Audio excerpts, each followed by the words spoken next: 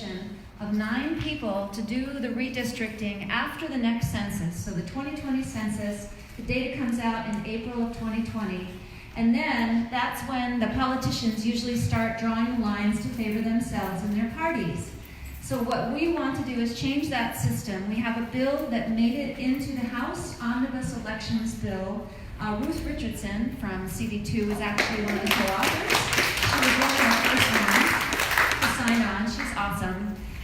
We got all the way through the House into the Omnibus Elections Bill, but for those of you who may not know, the Senate, thanks to Senator Mary Kiffmeyer, did not allow any elections-related legislation at all, so we're stopped there.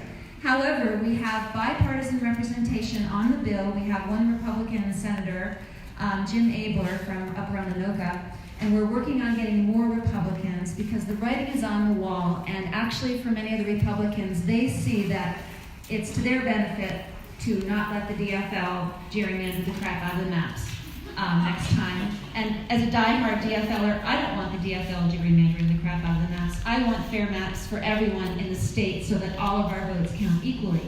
So what we have is a petition. We're here tonight. We got about 1,800 signatures on it through the legislative session. We started at the way end, literally in the last few weeks.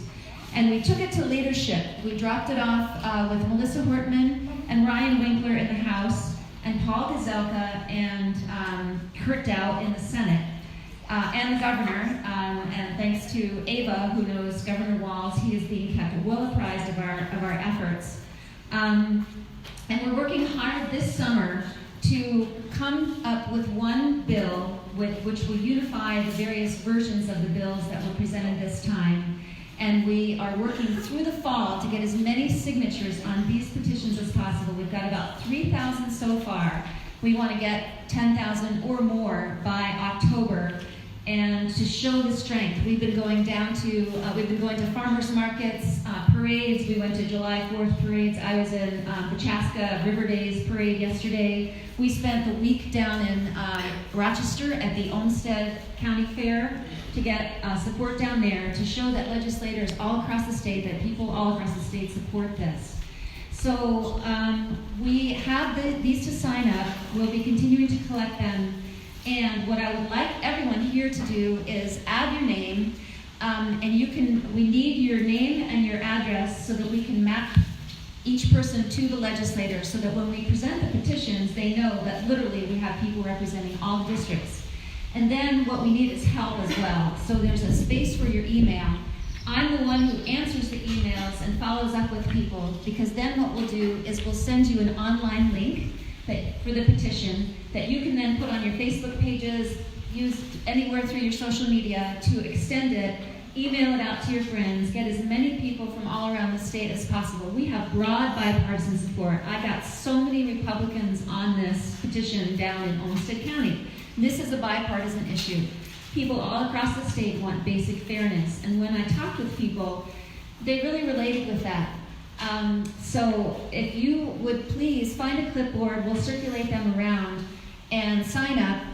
And then when I follow up with you, please do make sure to put it on your social media pages and send them around. And then anyone who's willing to help us, we will make very strategic asks of you for calls to legislators once the bill hits the floor. We are hoping that we'll have everything basically arranged with the various authors. We'll have broad bipartisan support so that we can hit the ground running.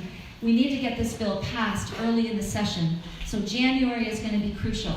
So we'll have very, very strategic, by the people signing up on this and having us know where your districts are, we'll know exactly who to contact and what to ask you to do. And we'll help you, we'll give you the talking points, we'll give you the communications info. Because we need people to step up and contact legislators. We'll also need, if anyone would like to have a lesson in how to go to the legislature and lobby in person and pull people off the floor, we're really good at that too, and it's a real hoot.